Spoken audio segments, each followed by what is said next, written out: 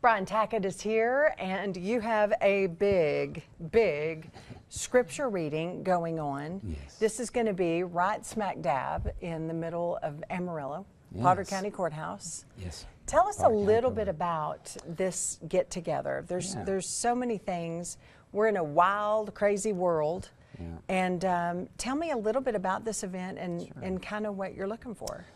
Well, just a quick history, I suppose. In the spring of 2022, about 4 or 5 pastors we gathered, and with a passion to try to bring unity among the church.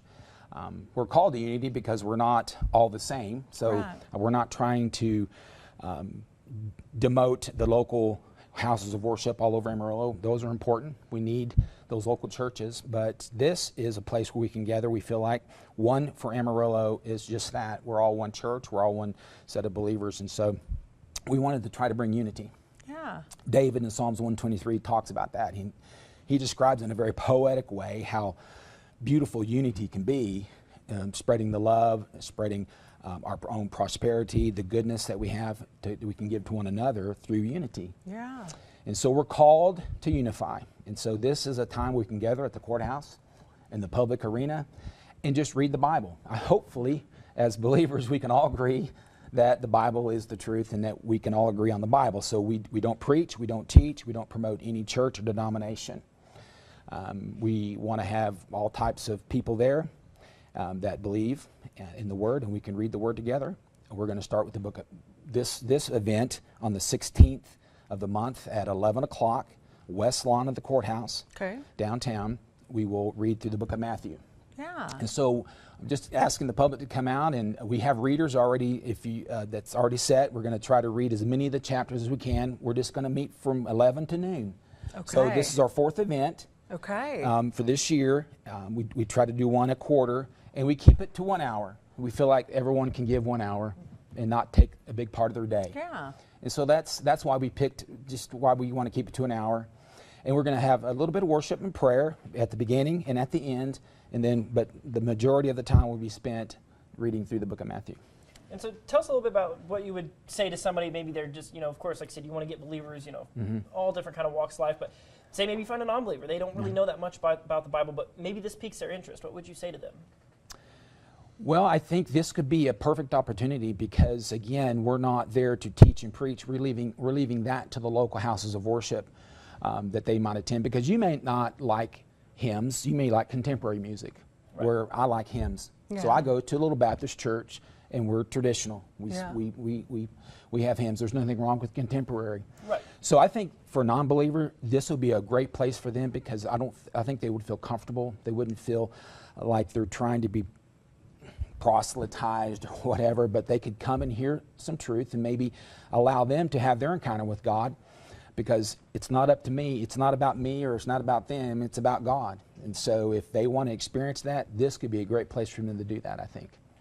I'm trying to think, man, the pandemic just went crazy on so many events and so many things. And through the years, I've seen different big groups try, maybe a walk, maybe it's a Bible reading, maybe it's a concert. But getting people together and just having that one thing that you can listen to, and I think an hour, 60 minutes. Yeah.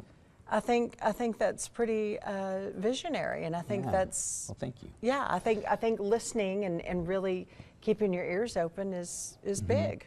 Well, that's kind of interesting, because I look at it this way. I told my congregation last week, we tithe. That's kind of a big word among the religious world. Sure. So why not even a full tithe? If you full tithe 24 hours, that's 2 hours and 40 minutes of your time.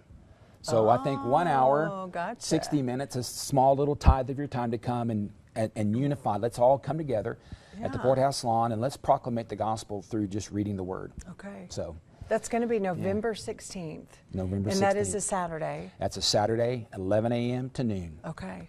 I want to brag on you, and Oh. thank you for bringing me a copy. The Mystery Man and Patches. This is a book that thank you for bringing me a copy. Oh, you're welcome. And I I'm know going to bring you one today. our interview totally separate, but I wanted to brag on you. Oh, thank you.